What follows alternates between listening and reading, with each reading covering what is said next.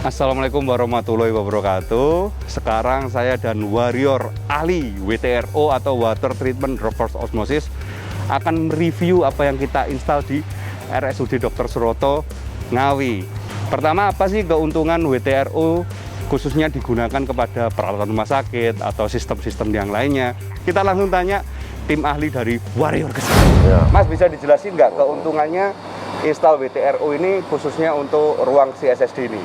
Ya, baik. Terima kasih atas waktunya. Ya. Ya, untuk mesin autoclave ini kan butuh air yang rendah mineral atau tidak menimbulkan kerak.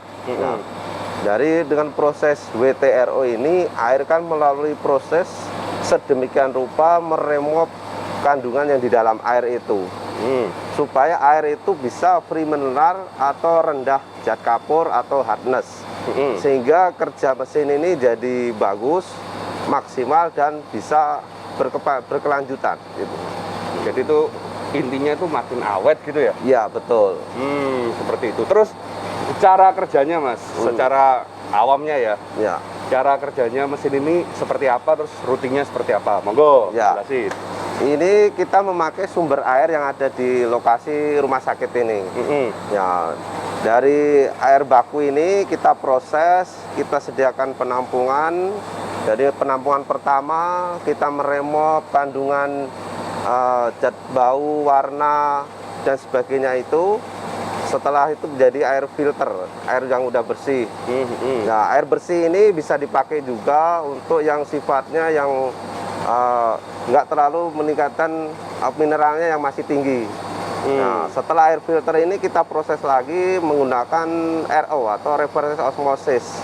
Nah, dari reverse ini kan kandungan air itu diremove sehingga menjadi mineralnya rendah. Oh gitu. Ya.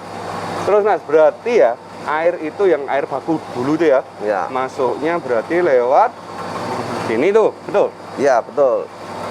Pertama gimana itu langkahnya? Ya, ini air baku dulu masuk ke dua filter sana itu. Nah, setelah melewati proses dua filter itu masuk ditampung ke tangki yang ini? Ya, tangki air bersih. Ya.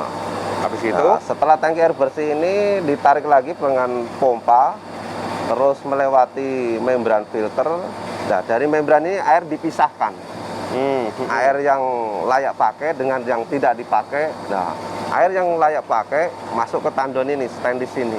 Gitu. Oh, ini yang stainless ini hasil finalnya ini berarti? Ya, betul. Air yang udah steril, air yang udah mengandung rendah mineral, rendah zat kapur. Coba kita ke alat itu, Mas. Oke, siap. Sambil kita diceritani dikit gimana cara operasionalnya. Ya. Nah, kita simulasi. Nah. Oke. Untuk start awal kita nyalakan pompa filter dulu. Nah, ini tangki yang kita itu nyalakan. Set. Nah, pompa filter. Baru setelah pompa filter dia dorong kedua filter ini masuk ke tandon ini tangki air bersih.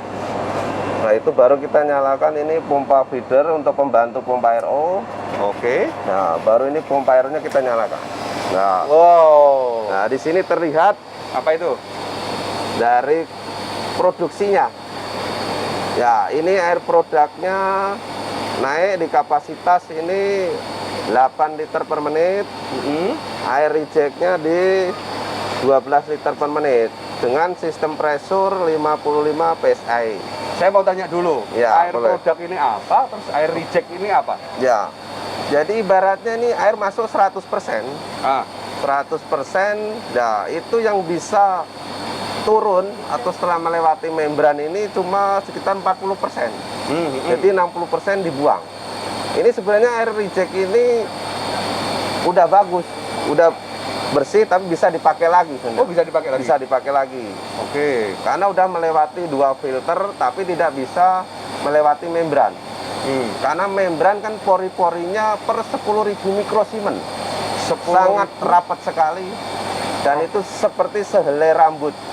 Wah, pol rapatnya ya? Ya, sehingga air yang dihasilkan ini melalui RO ini air murni.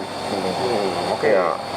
Lalu setelah produk, reject, apalagi yang perlu dilihat? Ya. Nah, setelah air yang produk inilah yang dipakai masuk ke tandon stainless ini, terus didistribusikan masuk ke mesin CSSD atau untuk OK. Oke.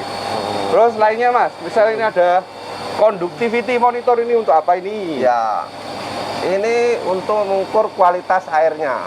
Ya. Oh, langsung di sini otomatis ya? Ya, ini udah langsung kedeteksi kualitas airnya. Ini kan kandungan air di sini yang mau kita tes, hasilnya kan 800-an sekian. Oh, itu artinya gimana kalau Nah, 800-an itu sekian? kandungan air baku di sini lumayan berat, Pak. Karena dia dikategorikan udah payau. Nah, dengan mesin ini bisa mampu menghasilkan dari 850 sekian jadi 73 sekian. Mereduksi sekitar 700-an berarti ya? Ya, Wow. BPM. Nah, nanti ini kan udah otomatis. Jadi ini bisa kita setting untuk pencucian, pembilasan, tinggal nanti main di timernya aja ini.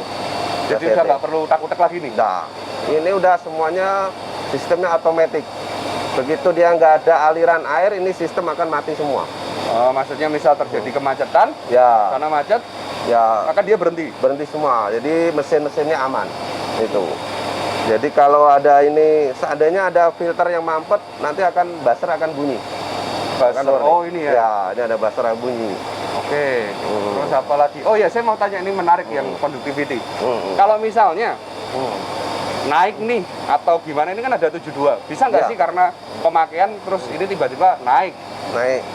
Bisa jadi. Filter kotor atau Ya. tahu kan kita dari Dari display motor ini? sini, nah ini kan barunya bisa turun sampai sekian nih. Nah, di kemudian hari tahu-tahu naik. Nah, itu perlunya maintenance lah. Tinggal telepon kita Ya. OTW. Kita siap. Ya. Baik, kalau gitu kita bye dulu sama pemirsa. Oke. Kalau ada yang nggak jelas bisa komen di bawah Komen ini. ini, tanyakan. Ya. Bye-bye. Bye-bye.